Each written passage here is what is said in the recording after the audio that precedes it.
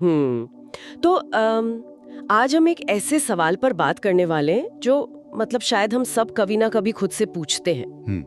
खासकर जब हम बहुत थके हुए होते हैं या निराश होते हैं। और सवाल ये है कि इतनी भागदौड़ के बाद भी असल में हम खुश क्यों नहीं हैं?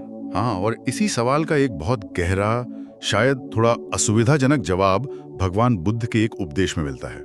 महादुख कंद सुत्त। महादुख कंद सुत्त, बिल्कुल। इसका मतलब ही है दुखों का महान समूह। नाम ही अपने आप में बहुत कुछ कह देता कह है। देता है, लेकिन ये उपदेश निराशावादी नहीं है, बिल्कुल नहीं। ये एक तरह का आप कह सकते हैं डायग्नोसिस है, जैसे एक डॉक्टर बीमारी का पता लगाता है ताकि इलाज हो सके। हाँ, ताकि इलाज हो सके। वैसे ही बुद्ध यहाँ हमारे मन की एक बहुत ही बुनियादी समस्या का पता लगा रहे हैं। बिल्कुल। तो आज हमारी इस चर्चा का मिशन यही है। हमारे पास जो स्रोत है उनके आधार पर हम ये समझने की कोशिश करेंगे कि जिसे हम सुख कहते हैं, जिसे पाने के लिए हम पूरी जिंदगी लगा देते हैं। हाँ, पूरी जिंदगी, बुद्धों उसे एक महान दुख समूह क्यों कहते हैं। हम सुख की प्रकृति, उसमें छिपे हुए खतरों और सबसे जरूरी उससे परे देखने के बुद्ध के नजरिए को समझेंगे। और यहाँ एक बात साफ कर देना बहुत जरूरी है, ये उपदेश उन लोगों के लिए नहीं है जो दुनिया छोड़ना चाहते हैं। अच्छा? बल्कि यह उन लोगों के लिए है जो दुनिया में रहते हुए उसे बेहतर ढंग से समझना चाहते हैं। ये हमारे आज के जीवन, हमारी भागदौड़, तनाव, हमारी एंजाइटी, बिल्कुल, इन सब को समझने के लिए एक प्रैक्टिकल गाइड जैसा है, एक तरह से मन के लिए यूजर मैनुअल। ठीक है, तो चलिए इसे खोलते हैं। सबसे पहले तो ये साफ करना होगा कि जब बुद्ध इंद्रिय सुख की बात करते हैं तो उनका मतलब क्या है। हाँ, ये बहुत जरूरी पॉइंट है। स्रोत इसे बहुत सीधे तौर पर 5 श्रेणियों में बांधते हैं। ओके। पहला, आंखों से देखे जाने वाले सुंदर रूप, जैसे कोई खूबसूरत नजारा, कोई कलाकृति या कोई आकर्षक व्यक्ति। बिल्कुल। दूसरा, कानों से सुनी जाने वाली मधुर ध्वनियां, संगीत हो गया, किसी की प्यारी आवाज। तीसरा, नाक से आने वाली अच्छी गंध, फूलों की खुशबू, बारिश के बाद मिट्टी की महक। चौथा, स्वाद होगा फिर। हाँ, जीभ से मिलने वाले स्वादिष्ट स्वाद, हमारा पसंदीदा खाना। और पांचवा, शरीर से मिलने वाला सुखद स्पर्श, एक आरामदायक बिस्तर या किसी अपने का गले लगाना। हाँ, मतलब वो सारी चीजें जिन्हें हम अपनी रोजमर्रा की जिंदगी में अच्छा मानते हैं और जिन्हें पाने की कोशिश करते हैं। इनमें से तो कुछ भी बुरा नहीं लग रहा है। यही तो सबसे दिलचस्प बात है। बुद्ध यहाँ किसी बुरी लत की बात नहीं कर रहे हैं, वो उन चीजों की बात कर रहे हैं जिन्हें समाज अच्छा और वांछनीय मानता है। वो कह रहे हैं कि जिसे तुम सबसे अच्छा मानते हो, आओ जरा उसी की गहराई से जांच करें। और यहीं पर वो अपना सबसे बड़ा सवाल पूछते हैं। वो सवाल क्या है? इन सुखों में आनंद कितना है, इनका स्वाद कितना है, और इनमें छिपा खतरा कितना है। वो हमें सिक्के का सिर्फ एक पहलू देखने से रोक रहे हैं। वो कह रहे हैं कि मजा तो है, मैं इसे इनकार नहीं कर रहा, पर क्या तुमने इसकी पूरी कीमत देखी है? कीमत, ये एक दिलचस्प शब्द है। मतलब हर सुख के साथ एक प्राइस टैग लगा हुआ है। हाँ, एक छिपी हुई कीमत। तो बुद्ध के अनुसार ये छिपी हुई कीमत क्या है? यहाँ पे बात वाकई दिलचस्प हो जाती है। ऐसा लगता है कि बुद्ध हमारी पूरी जिंदगी की भाग दौड़ का एक एक्सरे कर रहे हैं। बिल्कुल। वो हमें वो 4 छिपे हुए टर्म्स एंड कंडीशंस दिखाते हैं जो हम सुख के कॉन्ट्रैक्ट पर साइन करते समय कभी नहीं पढ़ते। क्या बढ़िया तरीका है इसे कहने का। और पहली शर्त, पहला छिपा हुआ सच है परिश्रम और थकावट।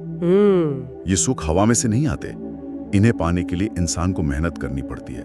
शिक्षा, नौकरी, व्यापार, दिन रात एक करना पड़ता है। सर्दी, गर्मी, धूप, बारिश, तनाव, अपमान, सब कुछ झेलना पड़ता है। हाँ। स्रोत में इसका एक बहुत ही सटीक उदाहरण है। मान लीजिए किसी को एक अच्छे आलीशान घर का सुख चाहिए। बिल्कुल। तो एक बहुत ही आम सपना है। बिल्कुल आम सपना है। लेकिन इस एक सुख को पाने के लिए वो इंसान शायद 20 साल तक बैंक की EMI भरता है। हर महीने की पहली तारीख को उसके अकाउंट से एक बड़ी रकम कट जाती है। वो ऑफिस में तनाव झेलता है, प्रमोशन के लिए बॉस की सुनता है, अपनी नींद कुर्बान करता है, शायद अपने परिवार को भी समय नहीं दे पाता। हाँ, और हम इस पूरी प्रक्रिया को सफलता की कीमत कहकर मतलब महिमा मंडित करते हैं। आज की जो हसल कल्चर है वो तो इसी पर बनी है। सही बात है। हम अपने तनाव को, अपनी थकावट को एक बैज ऑफ ऑनर की तरह पहनते हैं। इंस्टाग्राम पर रात के 2 बजे काम करने की फोटो डालते हैं। बुद्ध इसी महिमा मंडन पर सवाल उठा रहे हैं। वो कह रहे हैं कि जिस चीज के लिए तुम इतना दुख उठा रहे हो, जरा देखो तो सही। और फिर वो एक बहुत ही तीखा सवाल पूछते हैं। वो कहते हैं, और अगर इतनी मेहनत, इतने दुख के बाद भी उसे वो सुख नहीं मिला तब क्या होता है? तब तो हाथ में सिर्फ और सिर्फ पछतावा और थकावट ही रह जाती है। वो उस असफलता के दुख की ओर इशारा कर रहे हैं, जो इस प्रक्रिया का एक बहुत बड़ा हिस्सा है। ये तो हुई पहली कीमत, मेहनत और थकावट। लेकिन जब हम कोई चीज चाहते हैं तो अक्सर हम अकेले नहीं होते जो उसे चाहते हैं। हाँ, और यहीं से असली ड्रामा शुरू होता है। बिल्कुल। ये मुझे बुद्ध की दूसरी छिपी हुई शर्त पर लाता है, संघर्ष और टकराव। बिल्कुल। जैसे ही किसी चीज की मांग बढ़ती है और उसकी सप्लाई सीमित होती है, संघर्ष पैदा होता है। ये एक आर्थिक सिद्धांत भी है और एक मनोवैज्ञानिक सत्य भी। इन्हीं इंद्रिय सुखों के लिए पैसा, संपत्ति, सत्ता, सम्मान, लोग एक दूसरे से लड़ते हैं। स्रोत बताते हैं कि राजा राजा से लड़ता है, राष्ट्र राष्ट्र से लड़ता है, भाई भाई से लड़ता है, दोस्त दोस्त का दुश्मन बन जाता है। हाँ। इसके उदाहरण तो हर जगह हैं। संपत्ति के लिए परिवारों में सालों तक केस चलते हैं। कॉर्पोरेट दुनिया में एक प्रमोशन के लिए लोग एक दूसरे की जड़ें काटते हैं। और आज के दौर में तो ये सोशल मीडिया पर भी दिखता है। हाँ बिल्कुल। किसी की वेकेशन की तस्वीरों को देखकर मन में ईर्ष्या का संघर्ष, किसी की सफलता पर जलन, ये भी तो एक तरह का टकराव ही है, भले ये मन के अंदर चल रहा हो। हाँ, ये एक सूक्ष्म लेकिन बहुत ही व्यापक संघर्ष है। और बुद्ध की बात यहाँ कितनी सीधी और सरल है। वो कहते हैं अगर ये इंद्रिय सुख ना होते, अगर इनको पाने की ये अंधी चाह ना होती, तो ये झगड़े भी ना होते। मतलब समस्या उस घर, गाड़ी या पद में नहीं है। नहीं, समस्या उसे पाने की उस बेचैन करने वाली तृष्णा में है, जो हमें दूसरों के साथ टकराव में खड़ा कर देती है। ठीक है, तो पहली कीमत हुई मेहनत, दूसरी हुई दूसरों से संघर्ष। लेकिन कभी कभी इंसान की ये चाह इतनी बढ़ जाती है कि वो इन दोनों से भी आगे निकल जाता है। उस सीमा को लांग लगता है जहाँ सही और गलत का फर्क होता है। ये शायद तीसरी और सबसे खतरनाक कीमत है, हानि और विनाश। जी, यहाँ पर बुद्ध नैतिक पतन की बात कर रहे हैं। जब सुख पाने की इच्छा इतनी प्रबल हो जाती है कि व्यक्ति चोरी, झूठ, धोखा, भ्रष्टाचार, यहाँ तक कि हिंसा पर भी उतर आता है। हाँ, वो सोचता है कि मैं ये करके जल्दी से सुखी हो जाऊंगा। और उसे शायद कुछ समय के लिए वो सुख मिल भी जाता है। स्रोत में जो उदाहरण है वो यही बताता है। एक आदमी गलत रास्ते से बहुत पैसा कमा लेता है, उसके पास महंगी गाड़ी है, बड़ा घर है, सब कुछ है। वो बाहर से सुखी दिखता है। हाँ, बाहर से, लेकिन अंदर क्या चल रहा है? बुद्ध उसके मन की स्थिति का वर्णन करते हैं। उसे हर पल पकड़े जाने का डर है। हर पुलिस की गाड़ी का सायरन सुनकर उसका दिल धड़क उठता है। उसे रात में नींद नहीं आती। उसके मन में अपराध बोध है, एक पश्चाताप है जो उसे अंदर ही अंदर खोखला कर रहा है। उसे जो मिला है वो सुख नहीं है, बल्कि बुद्ध के शब्दों में वह एक दुख का ढेर है। दुख का ढेर? हाँ, ये एक दुख नहीं बल्कि दुखों का एक पूरा पहाड़ है जो एक दूसरे से जुड़ा है। डर, चिंता, अपराध बोध और अंत में अपमान और पतन। ये बहुत गंभीर बात है। मतलब मेहनत, संघर्ष और नैतिक पतन, ये तीन कीमतें चुकाने के बाद मान लीजिए कोई बहुत ही भाग्यशाली है। उसने मेहनत भी की, किसी से लड़ा भी नहीं, कोई गलत काम भी नहीं किया और उसे वो सुख मिल भी गया जो वो चाहता था। तो क्या अब वो हमेशा के लिए खुश हो गया? क्या खेल खत्म? यहीं पर बुद्ध अपना सबसे गहरा और शायद सबसे दर्दनाक सच सामने रखते हैं। चौथी और अंतिम छिपी हुई कीमत है अनित्यता और बिछोह। अनित्यता? समस्या ये है कि जो सुख आपको मिला है वो स्थायी नहीं है। Nothing lasts. हर चीज बदलने वाली है, खत्म होने वाली है। ये बात तो सच में चुभती है। हम हर अच्छी चीज को पकड़ कर रखना चाहते हैं। बिल्कुल, और स्रोत इसके बहुत ही मार्मिक उदाहरण देते हैं। हमारा युवा और स्वस्थ शरीर जो हमें इतना प्रिय है, वो धीरे धीरे बूढ़ा होता है, बीमार होता है। कोई प्रिय व्यक्ति जिसके बिना हम जीने की कल्पना नहीं कर सकते, वो दिन से बिछड़ जाता है, या तो रिश्ते खत्म हो जाते हैं या मृत्यु ने छीन लेती है। हमारी जवानी की ताकत ढल जाती है। हमारी सफलता और शोहरत वो भी स्थायी नहीं रहती। कुछ भी नहीं।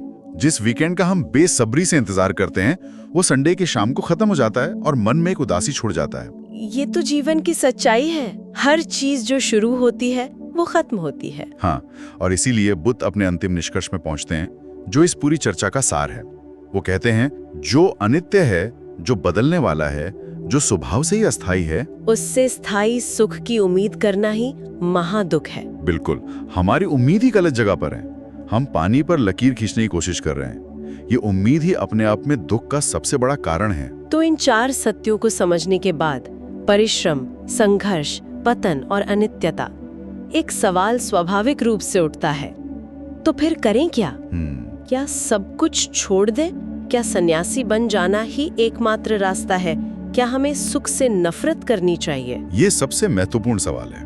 और बुद्ध का जवाब जबरदस्ती या दमन का नहीं है। उनका जवाब बहुत ही मनोवैज्ञानिक और व्यवहारिक है। ओके। वो ये नहीं कहते कि सुख को छोड़ दो, वो कहते हैं सुख को जैसा है वैसा देखो। जैसा है वैसा देखो। ये सुनने में बहुत आसान लगता है, लेकिन इसका असल में मतलब क्या है? इसे कैसे किया जाए? इसका मतलब है सुख का अनुभव करते समय उसके प्रति पूरी तरह से जागरूक रहना। स्रोत बताते हैं कि इस देखने की प्रक्रिया के 3 हिस्से हैं। 3 हिस्से? सुख का उदय, मतलब ये देखो कि ये सुख कैसे और किन स्थितियों में पैदा हो रहा है। इसके स्वाद को पहचानो। ठीक है। इसका खतरा, ये देखो कि इस सुख के साथ वो चारों कीमतें जुड़ी हुई हैं जिनकी हमने अभी बात की। देखो कि तुम्हें थका रहा है, तुम्हें दूसरों से लड़वा रहा है और ये स्थायी नहीं है। और तीसरा? इससे मुक्ति।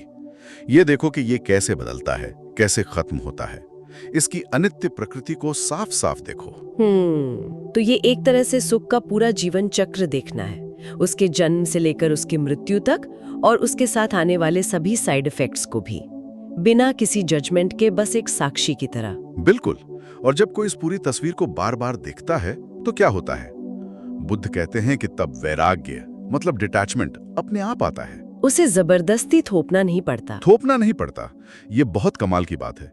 सोचिए, आपको कोई खाना बहुत पसंद है, लेकिन फिर आपको पता चलता है कि उसमें धीमा जहर मिला हुआ है। अब आपको उस खाने को छोड़ने के लिए किसी मोटिवेशनल स्पीकर की जरूरत नहीं पड़ेगी। आपका ज्ञान ही आपके हाथ को रोक देगा। आपको उस खाने से नफरत नहीं होगी। बस उसकी असलियत का बोध हो जाएगा। मतलब ये जबरदस्ती का वैराग्य नहीं है, ये समझ से पैदा हुआ वैराग्य है, ज्ञान से उपजी अनासक्ति। बिल्कुल सही। तो इस पूरी चर्चा का सार क्या है? अगर हमें महादुखखंड सुत्त से एक मुख्य सीख लेनी हो तो वो क्या होगी? सार बहुत सीधा और शक्तिशाली है। सुख को पकड़ो मत, क्योंकि वो स्वभाव से ही फिसलने वाला है, अनित्य है। और दुख से भागो मत, क्योंकि वो जीवन का हिस्सा है और सुख की दूसरी तरफ का पहलू है। बस देखो, जानो और जागो। जागरूकता ही कुंजी है। पकड़ना और भागना, ये दोनों ही मन की बेचैन अवस्थाएं हैं, जबकि देखना एक शांत और स्थिर अवस्था है। और जब इस देखने की प्रक्रिया से मन की चाह यानी तृष्णा धीरे धीरे कमजोर पड़ने लगती है, तो मन स्वाभाविक रूप से हल्का, शांत और मुक्त महसूस करने लगता है। उसे किसी चीज को पाने की तीव्र बेचैनी या उसे खोने का गहरा डर नहीं सताता। स्रोत बताते हैं कि यही शांति है और यही निर्वाण की दिशा में एक बहुत महत्वपूर्ण कदम है। ये समझ तो जीवन को देखने का पूरा नजरिया ही बदल सकती है। हाँ, और सुनने वालों के लिए हम स्रोत से ये एक शक्तिशाली पंक्ति छोड़ सकते हैं जो इस पूरी शिक्षा का निचोड़ है। क्या है वो? जो जानता है वो बंधता नहीं, जानना ही मुक्ति है, अज्ञान ही बंधन है। बुद्ध का मार्ग आंख बंद करके कुछ मानने का नहीं है, बिल्कुल, बल्कि अपनी प्रज्ञा की आंखें खोलकर स्वयं देखने का मार्ग है। बिल्कुल। ये नींद से जागने की एक प्रक्रिया है, और ये शक्ति किसी बाहरी भगवान या गुरु के पास नहीं, बल्कि हमारे अपने भीतर है। ये हमारे अपने मन की क्षमता को जगाने का एक आह्वान है।